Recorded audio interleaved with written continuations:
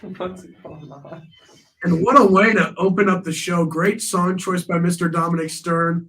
Welcome to the 4-3 show, everybody. I'm Ryan Blank. And it's the OGs once again with Dominic Stern, as I mentioned, Ryan Sandstrom, and Parker Dunn. Gentlemen, how are we doing today?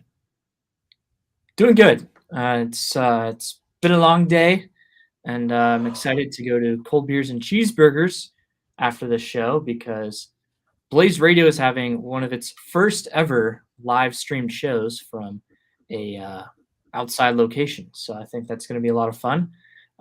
If anyone is listening to us on blazeradioonline.com, you should go listen. If you're watching us on YouTube on the 4-3 show, thank you all for tuning in on YouTube. You should listen to Blaze Radio Online at 8 p.m. Mountain Standard Time. All right, way to plug in our friends. Yes. They have great guests lined up. And our program, but yeah. Oh, yeah, I forgot about that. But the two boys in the studio, Ryan and Parker, how we doing, boys? Parker can go ahead and start us off here. Doing all right. All right. I mean, Everything's tough. I'm doing pretty well as well. I'm super excited getting a new car tomorrow, a 2023 Subaru Crosstrek. So I'm Wow. excited to go pick that up. Good boy. Oh, Mhm. shit. And it's a treat for everybody. It's your dad. Yeah, so groceries for the apartment for 3/30/28. It's Hell gonna be an yeah. exciting day tomorrow. We are in need of groceries, people. We are bare in the grocery department, to say the least. But let's get the show started. First topic I want to cover, college football playoff. The new rankings came out. 1 is Georgia, 2 Ohio State, 3 Michigan, and 4 TCU. Tennessee, who was number 1 last week, dropped out. Before we get started into our feelings about the rankings, what do you guys think about Tennessee dropping out of the top 4 and moving to 5? I mean, I think it's pretty valid. The teams in front of them are undefeated. They have 1 loss. Yeah, their loss is to the number 1 team in the country, but I come on the show and I say almost the same thing every single time these rankings are dropped. It's going to change. So don't get too paranoid with what it is. Now, I mean, you can make inferences about like, all right, if these things are going to happen, this is how the committee is going to rank them. But I mean, 1 loss, Tennessee at 11-1, with their only loss being to an undefeated Georgia, it is probably going to get in when it's all said and done. They'll probably be the 3 seed if I had to guess.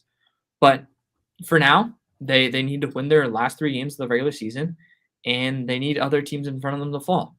And fortunately for them, they have 2 undefeated teams who are set to play each other in a couple of weeks. So we know that's going to happen. If they win, they're going to get in. If they don't, Go Blue. then they're probably not. Yes, we do not stay in Ohio State on this show. What is a Buckeye? I don't know. I still don't know. It's a little it's a nut. We love nuts. All right, Ryan, what's your feelings about I was Tennessee? gonna say, okay.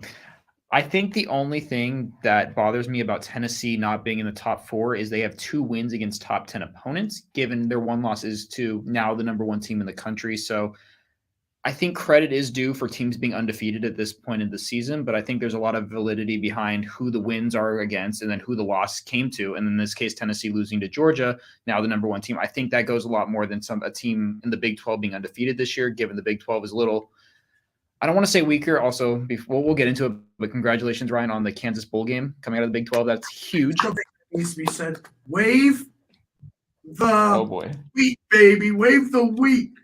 But anyway, so First time in 14 years they're bowl eligible. I like it. As Dom was alluding to, nothing is set in stone at this point in the season. So I think there's a lot that still can shuffle. We were playing out hypothetical scenarios last week during the show, and I think at this point I still have the 2 SEC teams getting in. I'm not did Clemson lose this week?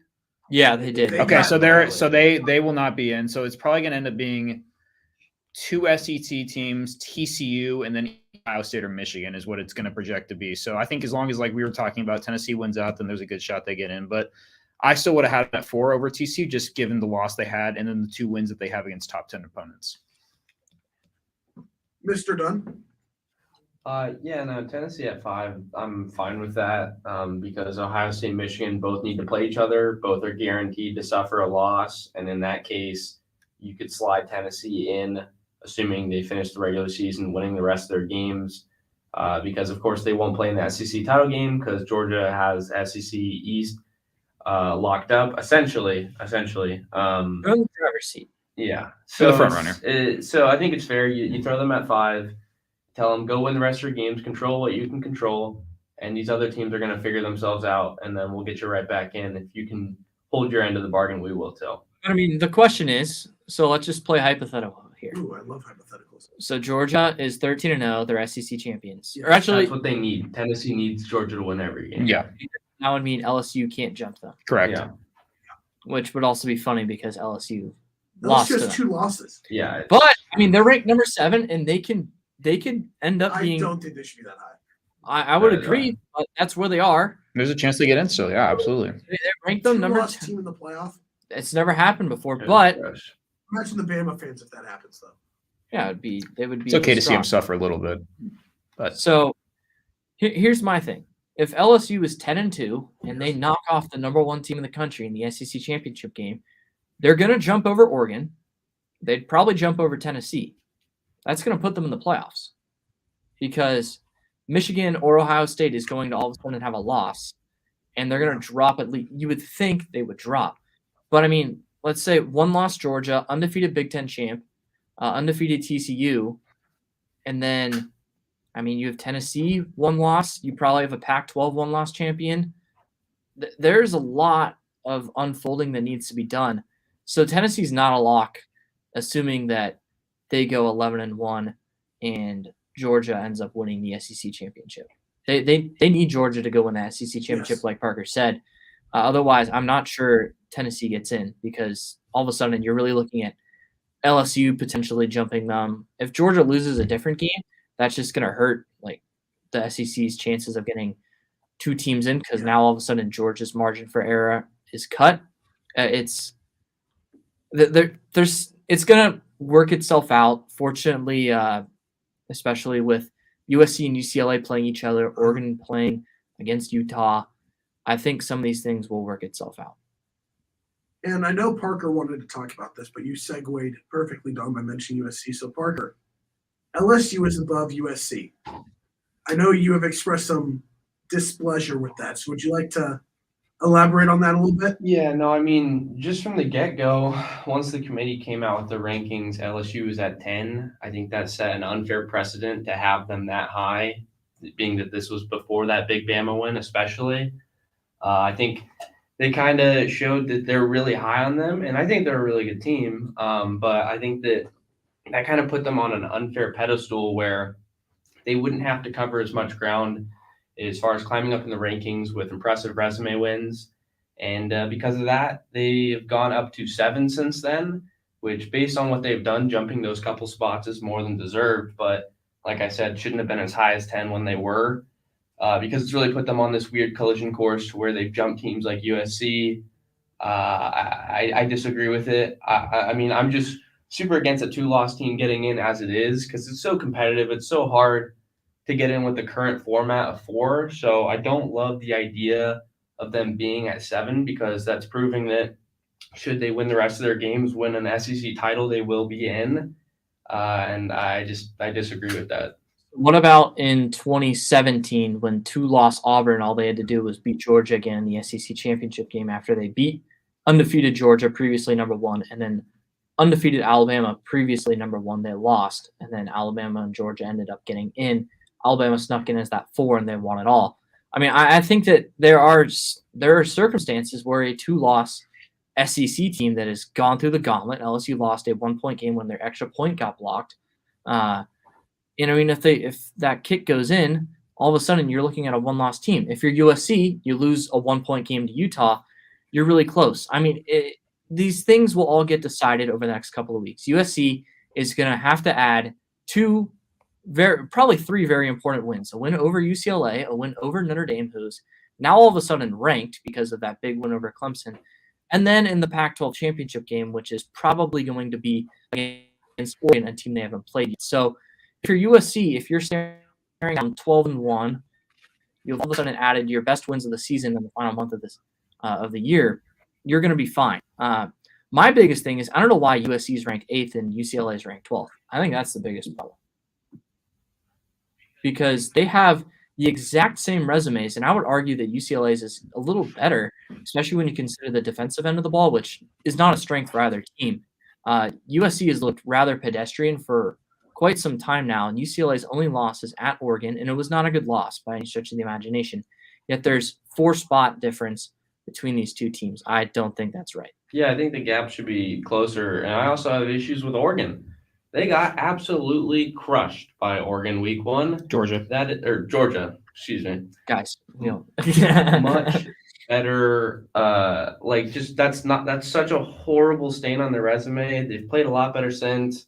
They're playing their best football at the right time. So, props to them. But I mean, God, that's like that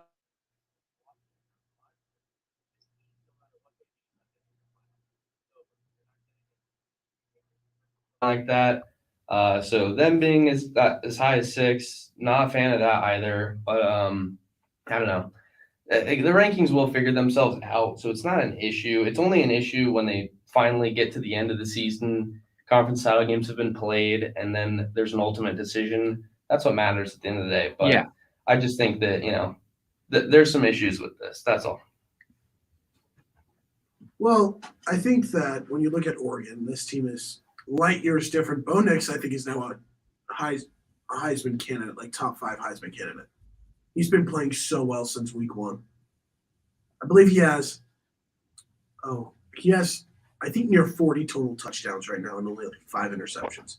He's been huge. He's looked like the Bo Nix that we all expected to see at Auburn, but now he's playing like he was supposed to be that star.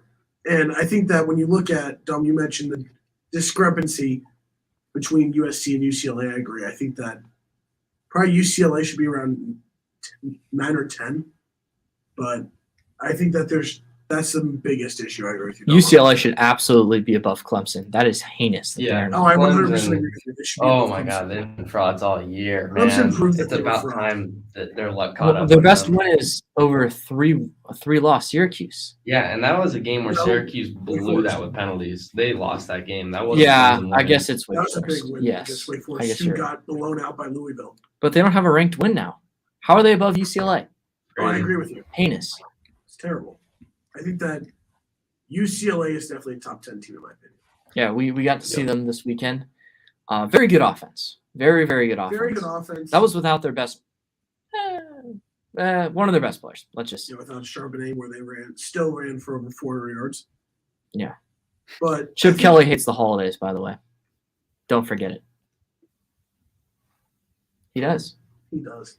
He does. You got a point there, Dom. But I think that, Dom, you mentioned how everything will play in the next 2 weeks. I think not this week, but next week's massive for Pac-12 teams. Which is awesome that one of these USC games is going to be kicking at off in the late UCLA, window. And then you also have, I think it's Utah at Oregon. Yes. So you've got 2 huge games that ultimately eliminate 2 teams from having a shot at the playoff. So we'll see how those 2 shake out. But those are 2 huge games when it comes to the Pac-12 stance. But for Tennessee, it's kind of depending on what Georgia does. Do I think Georgia's going to run the table and win the SEC? Yes. That team is so good, despite losing so many key pieces. But I think they're going to run the table, which helps Tennessee when that Big Ten team loses between Michigan and Ohio State, because one of them's going to fall out. This is funny. Who do you think's ranked higher, guys? 2-loss UCF or 2-loss Pac-12 Washington? UCF. It's UCF. That's so backwards. Unbelievable. Well, Washington did lose to ASU. I know. Who did UCF lose to? That's fair. Probably American team, right? Yeah, has to be. Right? Well, I'm going to check. They lost to Louisville, who's not good, and East Carolina by 21. Who almost beat NC How State is week this 1. game- Remember that, How Ryan? is this- Oh, do not mention that. That game I was still great. hate East Carolina's kicker. Oh my gosh, I'm dude. still mad about that. That team being Anytime I ranked is hear a that team joke. name, their kicker comes to my mind when he missed 2 chances to win his team the game. What a It's a joke. great game. I hate you for that, Ryan. Hey, we both, yeah. But anyway, We both felt pain on that. That's one. absolutely We both heinous. felt How did pain. I not notice that until right now? Also, 2-loss Illinois at 21. What are we doing? I don't know. Roll wave though. At 17. Shout out. yeah. Shout out to Lane. All right, that'll do it for our college football talk. Let's move on to the NFL. Oh yeah. And let's talk about how our teams did this past week. Besides, well, the Broncos were on a bye. Yeah, But Parker, you can preview your team's matchup this week. sure. So, Dom, give me the lowdown on the Rams. Oh, the Rams, man, the Rams are not good. They are not a good football team, but it's all right because you know what the Rams are? Super Bowl champions. So, This is true. this Rams offense is a travesty to watch. They have scored 131 points this year. Only What? 2 teams Hold have on, less. what? Probably Tennessee's one of them. No, Denver's probably. Denver and Indy. Indy Fine, we'll get Indy to the hasn't had Indianapolis in a minute. Indy hasn't had their bye yet. Okay, they have one more point, but they haven't had their bye yet. Okay. The Rams offense sucks. The O-line sucks. The O-line is an atrocity. The O-line is so Yes. bad. They're expecting to get Shelton and Allen back this week, so hopefully that can start building some consistency there. And they play the Cardinals this week, and Kyler Murray didn't practice, so I'm optimistic that they can win. But- The Buccaneers looked so bad the entire game, and all the Rams had to do was get like a couple of first downs in the second half, and they couldn't do it, Oh, I know the pain. and they lost. Yes, right. 27 plays, 7 yards. Was that what the Titans' second half stats were? 27 plays, 7 yards. Oh, To be fair, the one first down we had got called back because of a holding penalty on Aaron Brewer, but we'll get into that. That was not a first down. It was a 9-yard run that would have turned into a first down. Anyway. well, I mean, Maybe. there you go, Ryan. Like that Hey, wasn't a first down, but it would have been a first down. Hey, it just proves that she did not give up a first down. Yeah, no, I and mean, that's- you look in the stat book, they didn't give up a first down. Beautiful. That's not good for me. It's beautiful for me. Oh yeah, 100%. This isn't about you, Ryan. But It's not about you, Dom. this is about the Rams, and the Rams are Continue. not a good team, but they are Super Bowl champions. So until another team hoists the Lombardi here in Arizona, they're Super Bowl champs. Chiefs will do that. I don't know. They look good. They look good. I don't think anyone's going to deny that. I kind of. Okay, you know what, Ryan? We'll get to you next because us two will go at it. Wow. So, Parker, We'll go at it. Yeah, what is that even supposed we'll to have an mean? argument. We're gonna have an argument. I already know. But Parker, how was the break from Denver Broncos football? That was nice, got to kind of just reflect on life, and I don't know. I watched other football; it was fine. There's some good games to watch. Kept tabs on my fantasy team. They won by 2. Guess how many points my team scored? Ryan probably knows. Take a stab at it. Wait, what? How many points do you think my team won? Or won Scored. by? Well, yeah, because I won by 2. How many do you think I scored? Hold on, which Ryan do you think knows, me or Sandstrom? I mean, neither one of you could, but I definitely I Okay. mention it. So it Okay. sounds like neither of you do. So Can I get a guess. hint? Was it less than 50? Yes. you won by scoring less than 50. No, you didn't. Yeah, You really? 44 to 42, baby. Okay, I was gonna guess about 45. Yeah, I lost and scored Isn't 79. that unbelievable how that works? Crazy. Yeah. Who'd you face? I faced PCG's team. He's a good team, bro. What Yeah, the no, I mean, crazy stuff happens. So that was fun. That was fun to watch. I'm Parker, trying to Joe think- Mixon had more points than your entire team. And I traded him away. Our- Yeah, I know. And we Our still assistant- lost. Yeah. And our special guest, Brooklyn, just gave me that fact. Yeah. And he's on a bye this week when Dom and I play, so I'm very thankful for that. Yeah. Lucky. Oh, right. You want to talk about that trade you made? Oh yeah, so in one of my leagues, Oh, God.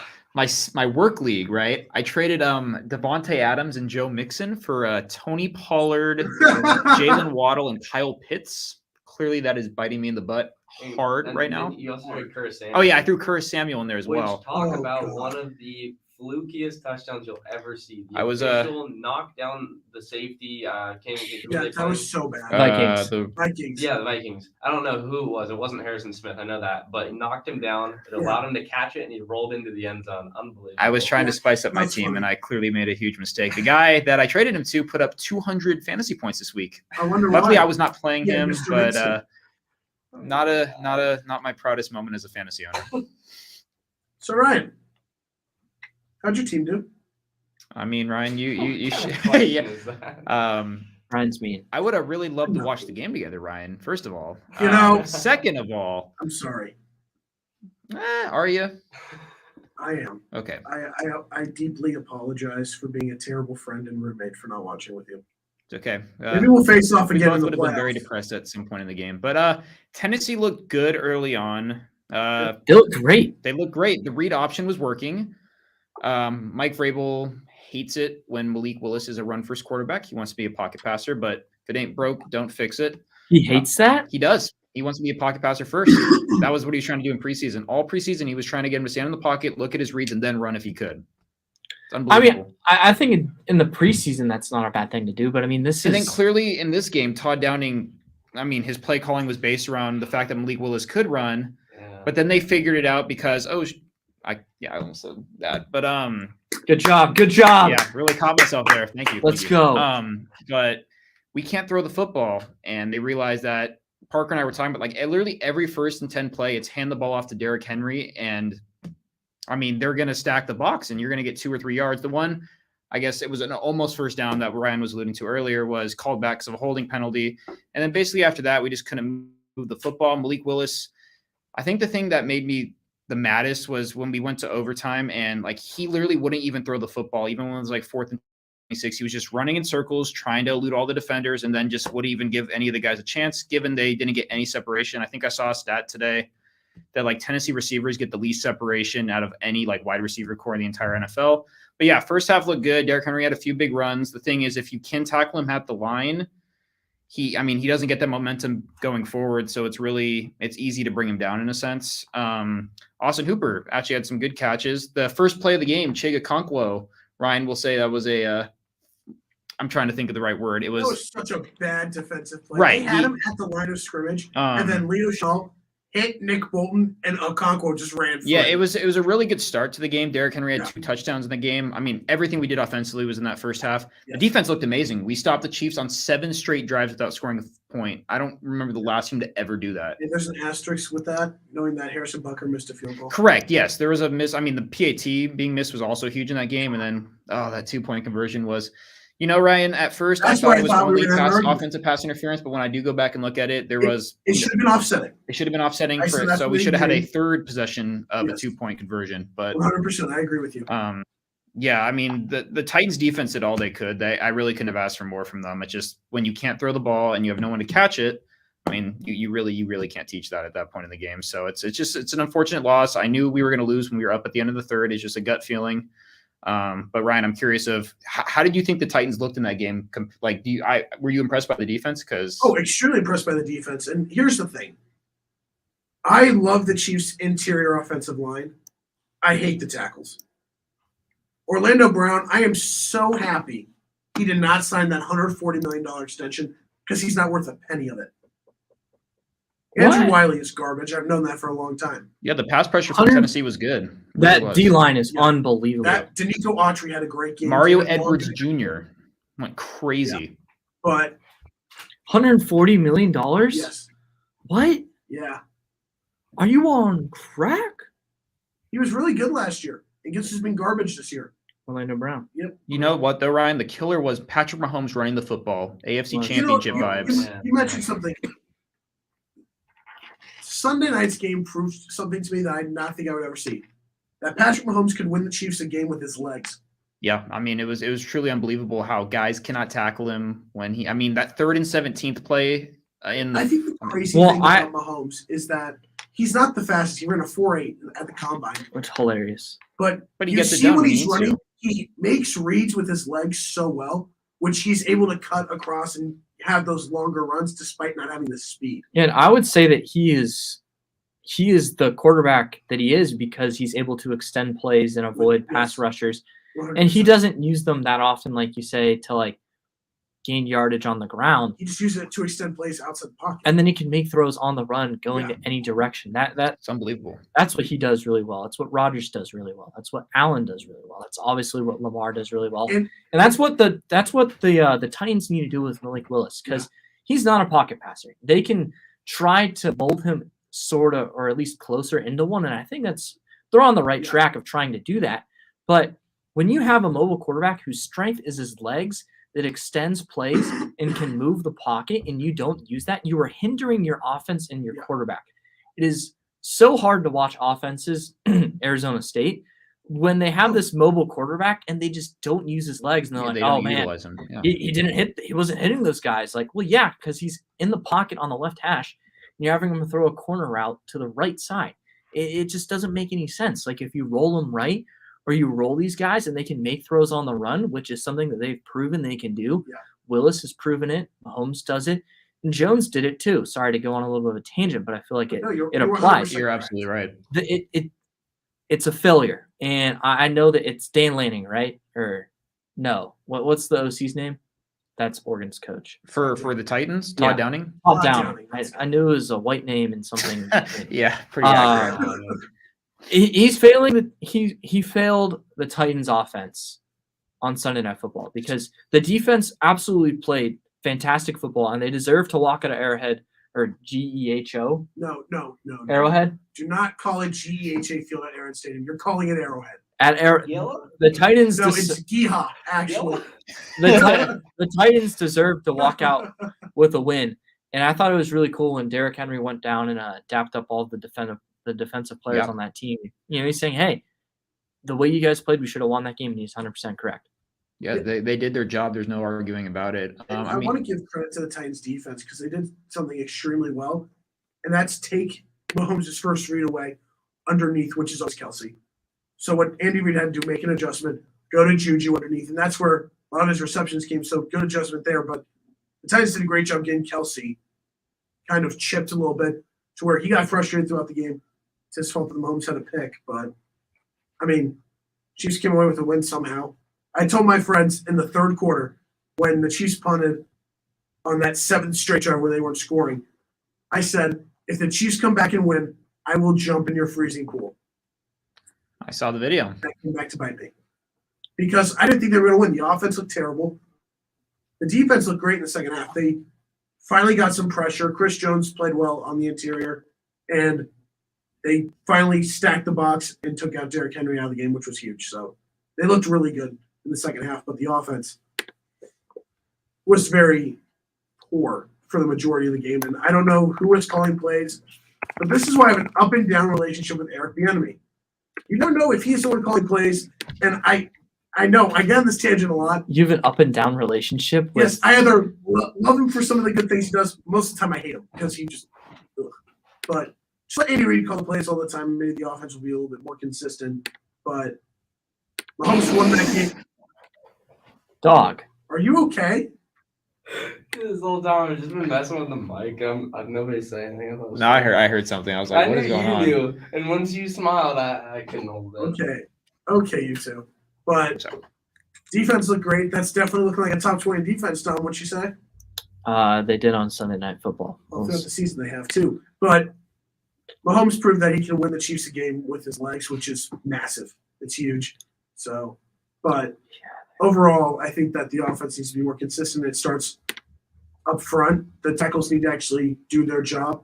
Multiple times, I think it was either David Long or Bud Dupree went in unblocked because Andrew Wiley just did not block It was anybody. Bud Dupree. Yeah, it was pathetic. But Chiefs got the win. That's all I care about. So, we mentioned the Colts' weak offense. Oh, Colts. They fired Frank Reich after signing him to an extension last year through 2026 and hired Jeff Saturday, Awful. who has zero coaching experience, Above Well- high school. while they have Gus Yeah. Bradley and John Fox on their staff. What do you guys think of that? It was heinous. I've used that word a couple times, but it made no sense. And Is that your word of the day, Dom? Sure. Yes. Heinous, yes. Okay. Heinous. A noun that describes something as being very poor. Should I use it in a sentence? Might as well. I'm just kidding. I mean, if you would like to, you can say the Colts hiring of Jeff Saturday was Heinous. heinous. So Saturday was in their front office as like something, but it was a very small role. And it was awesome because he tweeted that the Raiders suck. And now Yeah. his first game as a head coach in the NFL is going to be against the Raiders, who he said this week suck. But it makes no sense. And there's a couple reasons why. Because a lot of these coaches, not just former head coaches or even assistants, they all work really hard to become NFL head coaches, and Jeff Saturday hadn't put that work in, and I don't think he quite frankly deserved this opportunity. And it's funny because there is a Colts legend on the coaching staff, the wide receivers coach, Reggie Wayne. You guys might have heard of him. If you're going to hire someone just because they're a Colts legend to lead the Colts the rest of the year, they could have done that. It just doesn't make sense. And all of a sudden they have to have someone calling plays who has never called plays before. So I thought it was a really poor decision. It really undermines a lot of the work these coaches do. Thanks. My brother just told me heinous is an adjective. Yeah, He is right. a weird decision for sure. Supposedly, Jeff was also surprised. I mean, can you blame the guy? He's primarily doing ESPN work He's as an analyst, analyst. He's just been a consultant, which is a very loosely thrown around term, depending on like the degree of which someone is, helping the team actively week to week. And from the sound of it, he wasn't doing that much, all things considered. Certainly not as much as those other guys that are putting in every ounce and sweat they can into the team, even though there haven't been great results. So yeah, it's a weird one. It's definitely one of the stranger hires that is really out of the blue. Because I mean, hiring a head coach midseason really doesn't solve anything. I mean, all you can really hope is maybe you get your interim guy really shows promise and it gives you optimism for the next season. But you really put yourself in a weird spot when you do fire your head coach midseason. And I think that's definitely the best word that you can use for this situation. Ryan, as someone who is a fan of a team in the Colts division, what do you think of the hire? I'm pretty neutral on it. I'm not, at this point, we've played the Colts twice, so it doesn't really impact how the Titans' performance will be against them on the field later this year. I don't think he'll last more than one season, personally. Again, out of the blue, I love Dom's point of if you're going to hire someone who's a legend for the team, Reggie Wayne was a better option. I totally agree with that. Or hear me out. Go flashy. Try to see if Peyton Manning has any interest. Honestly, He does not. I don't think he would. He's more of a Bronco guy than he is a Colt guy. What? Hold on. Wait, Oh, yeah, what? I don't agree with that take. Whoa, Hold hey, up. no, He lives in hey. Denver. He says I'm a Broncos fan. He's thought about buying ownership stake in the team. What do you mean? What are you talking about? It was in guys? Denver because where would you rather live, Denver or Indianapolis? Yeah, he is a Bronco. He literally says this himself. Do you guys think you know more than me about Peyton Manning? Come on now. No, but Thank so you, then. first off, Jesus. he wouldn't go coach because he's got a tremendous post-playing Colts career. gave Like, up on him in his playing career. He doesn't associate with them the way he does with Denver. I mean, I'm not going to argue it because I don't have any facts to like Okay, back up my I have a argument. question then. When you, besides you, Parker, we already know your answer. When you think of Peyton Manning, do you think of him more as a Colt or more as a Bronco? Ryan?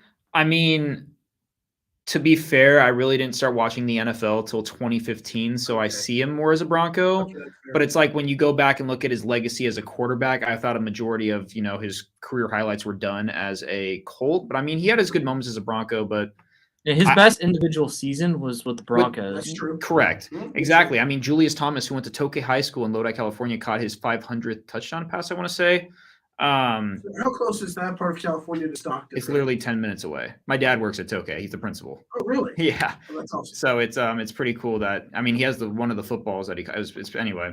But yeah, I since I started watching football in 2015, I definitely associate him with the Broncos. But a lot of his life was done with the Colts. But I would have to agree with Parker on this one, given where I stand when it comes to NFL football. Literally. John, what about you? He's a Colt. I mean, I agree. he can associate himself more with his post-playing career with the Broncos because the Colts did give up on him. And I mean, I feel like most NFL franchises would have given up on him, but the Colts drafted him. They groomed him into the NFL quarterback, and he was a part of the Colts for such a long time. He was a part of the Broncos for what, 5 years? 6. 6. Okay. Actually, I guess. Well, yeah, 5. Like I agree with Sandstorm. Like because of our timeline, we watched him primarily as a Bronco, but he is absolutely like his legacy lies with the Colts. His best season was with the Broncos, no doubt about that. He set the touchdown and passing yards record before Breeze broke it, but he's a Colt. his best stretches of his career by a long shot were with the Colts. And after his first couple of years in Denver, he was so injury raveled, but he stuck through it and he won them a championship. So credit to him there. And he didn't choose a team when he went into the Hall of Fame, right? No. No. I don't even remember. But I mean, he's a Colt. Like his best years over the course of his career with the Colts. Yeah, I agree with you, Dom. When I think of Peyton Manning, I think of his legacy more with the Colts. Yeah, I don't know why we're talking about this. Yeah, I know. I'm sorry. Parker got How something. did I'm we sorry. get here, man? Okay. Oh my god. All right. Let's go over. He won 4 MVPs with the Colts, guys. Just I'm not no, no. arguing We'll end it player. there. I'm saying literally the guy associates himself with Denver. He does not associate himself with Indy at all. Like that's literally all I'm Okay. going on. Yeah, going back to what we were talking about with the Colts, Jeff Saturday, I think it's a weird hire. You have 2 guys that have NFL experience on your staff with your defensive coordinator, Gus Bradley, and John Fox. Why not hire one of them to get you through the season? And I guess Irsay wants to be a full-time coach, but I just don't get it. This guy hasn't had any experience outside of. So it's definitely a head scratcher Yes. for me, and I think for a lot of people. Well, I mean, the press conference was just awful. There was so many like the fact that they called each other during the game on Sunday. What's up, Zach? What's up, brother? No stress. yeah, World Nope. Series champ. Nope. But there were so many like head scratching moments during that press conference. He was like, "Yeah, I was shocked to get that call." Yeah, no kidding, worse. Like, because it made no sense.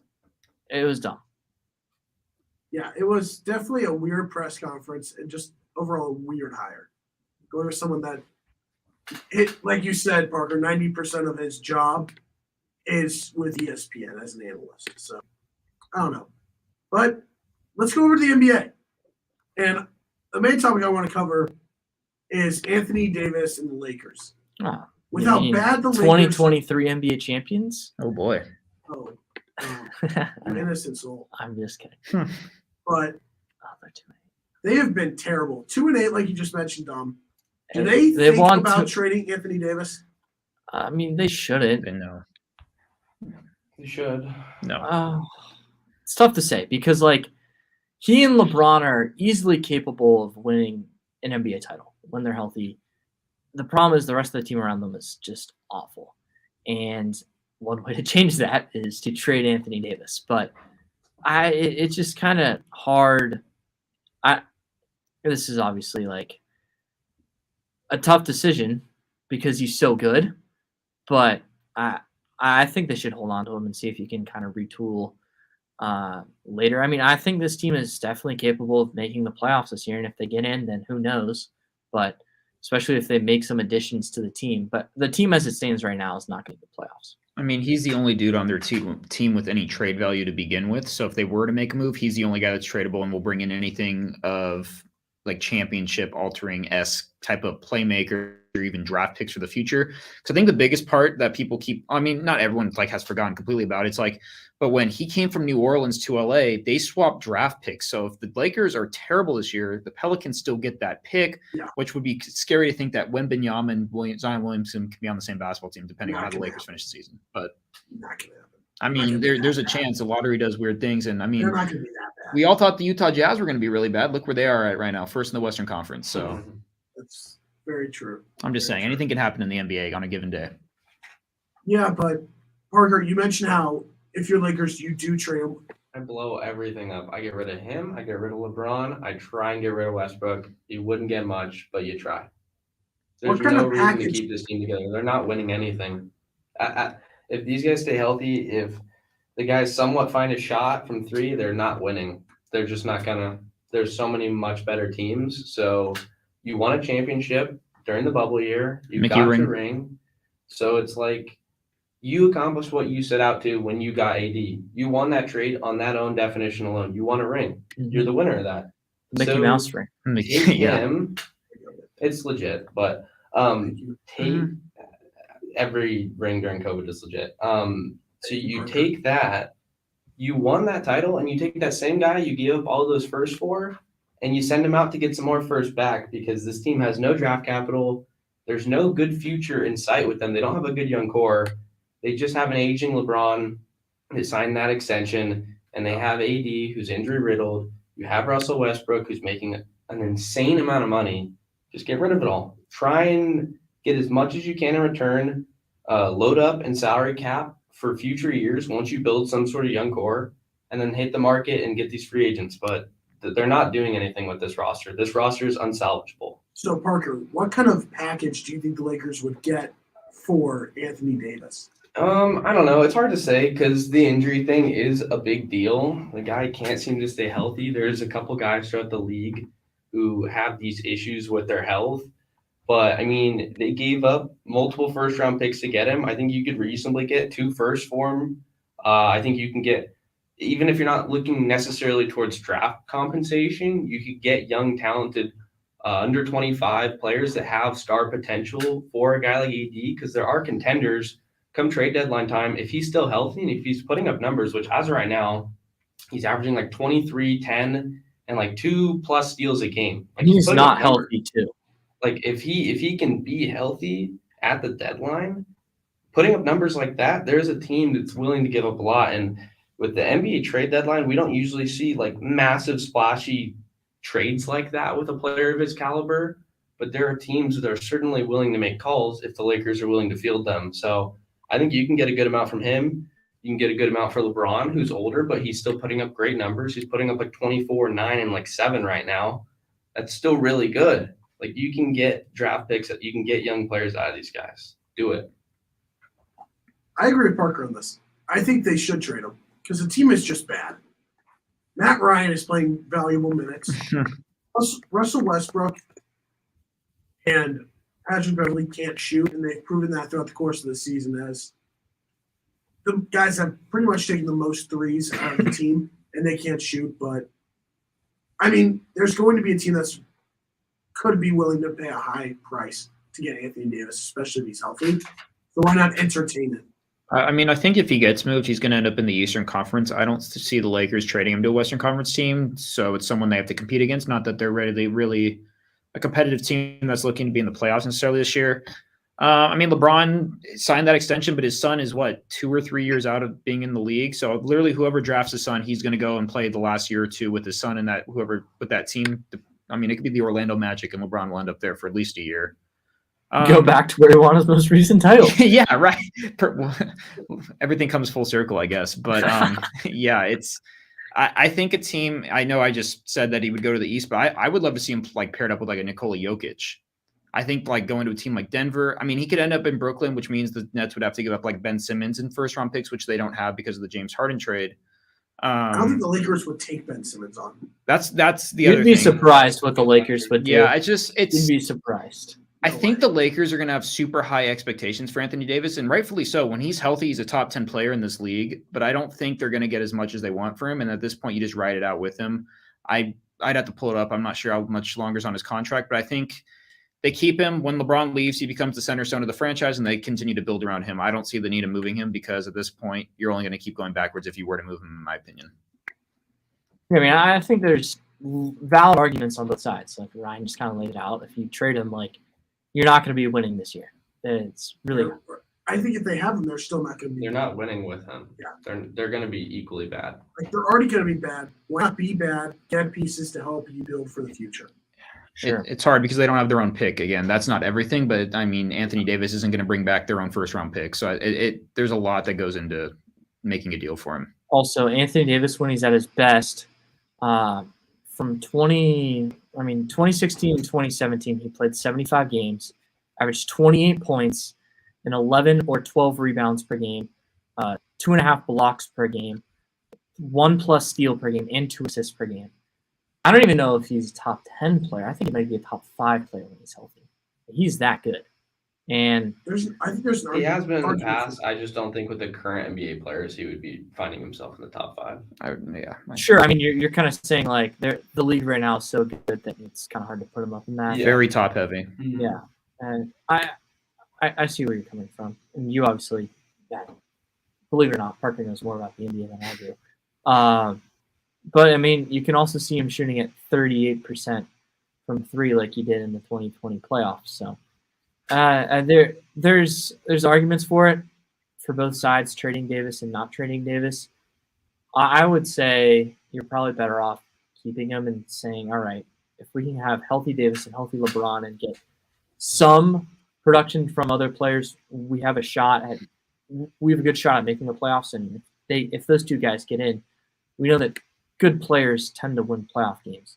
We see out the Warriors and their insane trio, combined with a bunch of other really good young emerging players.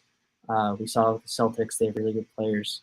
We see it in plenty of other cases. Kevin Durant wins playoff games like it's nothing except for this past year when they lost a couple nail biters to the Celtics. But those elite players win playoff games, and I think that if you have those two guys and you find a way to get in, it may not be this year, but going forward, I would hold on to them. Just my 2 cents. I'm with you on that as well, Dom. All right, we have our talk on Anthony Davis on potential trade situations for him. But the other guy that is making waves in the NBA, and not for good reasons, Kyrie Irving once again. Continue. What was that? That was a Stone Cold Steve Austin intro. Nice.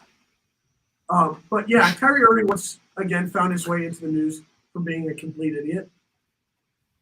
Before I have my 2 cents on it, because it directly impacts me, I want to hear what you guys think of the idiot that is Kyrie Irving. I already played Stone Cold. It's too late for me to talk, but I'm just kidding. It's really bad.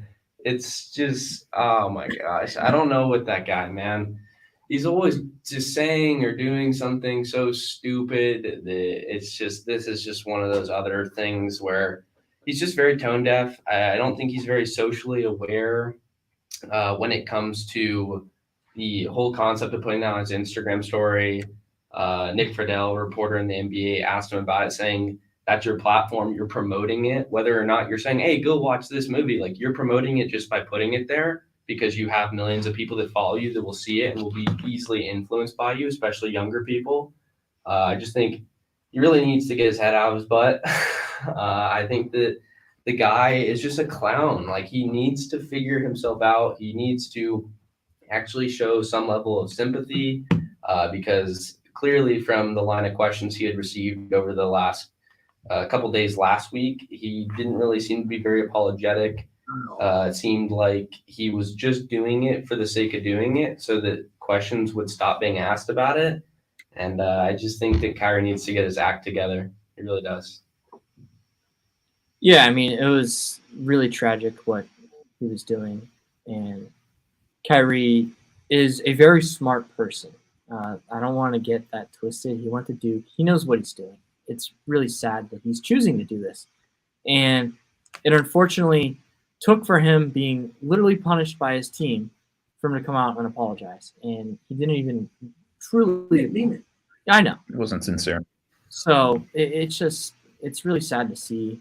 I have several Jewish friends who are great friends of mine, and to see that stuff is being promoted that basically denies the killing of 6 million of people that support or believe in the same religion. It's really sad. And I know that the Jewish community is very supportive of African Americans and their support in getting equal rights in the Black Lives Matter movement. And it's really sad to see. We've seen multiple athletes in the last year say extremely anti-Semitic stuff and promote anti-Semitic stuff in the media. And I mean, Deshaun Jackson apologized, and he went through training, and you could tell that he was sorry. It's not a good look for Kyrie. It's not a good look for the Nets, even though they've kind of isolated themselves from the incident, and it's not a good look from the NBA either, to be completely honest. Ryan, do you have anything you want to say before I go? I mean, they've pretty much covered everything. I was going to say, you probably have more to say than I do, so I'll let you get to it. I will say real quick that what he's doing is completely wrong. I mean, I forgot the exact 6 steps they outlined, but I mean, he should take time to go through each one of those individually and really process. Yeah, to even get back, he has to. But I mean, unfortunately, I think even if he goes through this transformation or whatever you want to call it, I don't think it's going to change him and his views at all. Like Dom alluded to earlier, it wasn't sincere when he made that apology. So I mean, he's always been a guy that's kind of out there. He always seemed to have the opposite view of everyone else. I don't know if it's a publicity stunt. I don't know if it's how he really feels, but it just seems like it's always going to hurt someone else. And he just needs to keep his mouth shut. He really does. He's a liability to any championship team. He's never on the court. I mean, the whole anti-vax thing, it's like, whether you want to get the vaccine or you don't, you have to do it for the better good of society. And in that part, he didn't do that either. So he couldn't be with his teammates and travel and play home games and whatever. But yeah, he just seems like he's always on the wrong side of every controversy. So it's really disappointing to see. And I mean, I always thought he was a great guy, but it seems like every time he comes up in the news like this, just makes me dislike the guy even more. And it's really hard to see. Here are the steps I know for sure that has to take. He has to go through anti-Semitism training, sensitivity training, $500,000 donation, has to meet with 80 million Jewish leaders, has to meet with the Nets owner. And I know there's one more, but I can't remember what it is.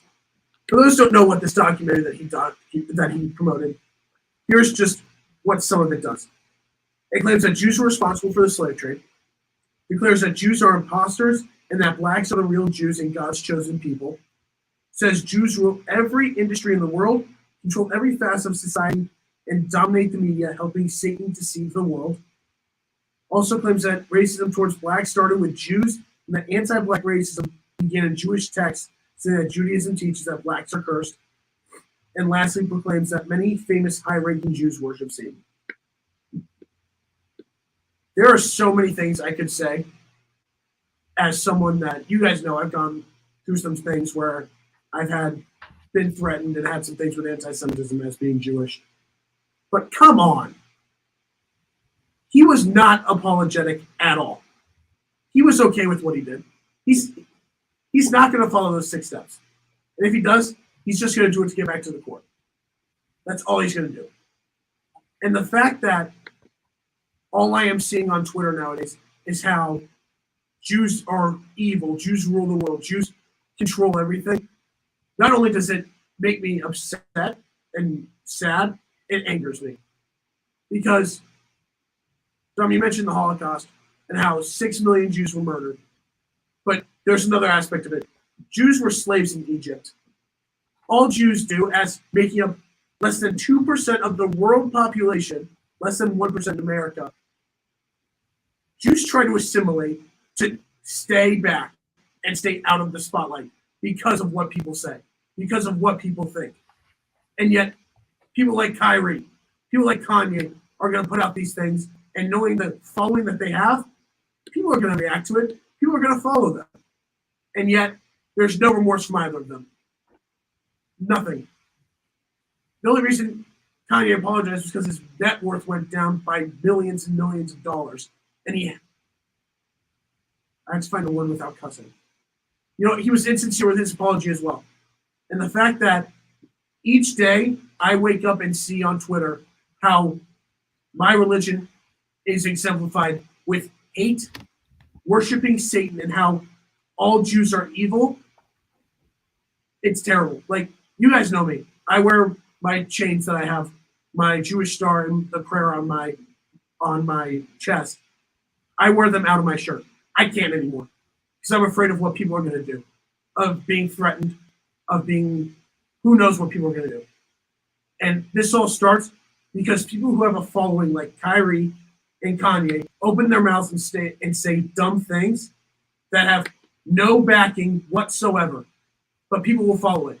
And then when people tell them they're wrong, they don't admit they're wrong. Like, if they were to admit they were wrong immediately, this would be way less of a problem, but they don't.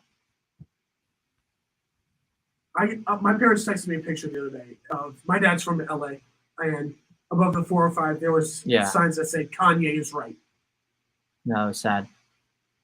The amount of anger that filled me with how people will follow just one person says without any backing to it. I sincerely don't know what Jewish people have done to be thrown in the mud like this consistently.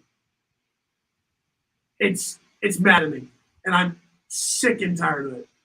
It's at the point if someone makes a friendly Jew joke towards me, I don't know what to believe anymore. I really don't, because of what some people put out there and what Twitter is filled with. You guys saw what Charles Barkley said, right? How the NBA should suspend Kyrie and what he did was terrible. People went on Twitter after that and said, yeah, that was the Jews demanding that, how the Jews run the media and forced him to say that. Kyrie's lucky that the NBA didn't suspend him. I'm glad the Nets did something. It's not enough. But if I'm the NBA, I would have stepped in and I would have suspended him right away. Because it doesn't matter if he says that about, it's not just for Jews, but it's about other religions, other races. Yeah. He says that about anybody, the reaction is still going to be the same. Nets should do something and the NBA should do something, regardless of who he's attacking. So it's just terrible. But I'm going to end that there. Anybody have anything good to say to end our show on? Well, we're out of time. So anything quick? I agree with you, Ryan. That was well said. Yes. Yeah, I agree, Ryan. I mean, what he's doing is wrong. So it's important that people get a better understanding of what's really going on in the world. I mean, it's truly devastating. All right. I hate to end the show on this sad and angering topic, but that'll do it for this week of the 4-3 show. Next week, who knows who's going to be here, just because we're all busy. Probably not Pat, but I will not either. Oh, Suns home game against, I think, the Warriors, actually. Okay. Mm-hmm. So we'll be back next week. We'll have at least 3 of us. So thank you for tuning in. We'll see you again next week, same time, same place.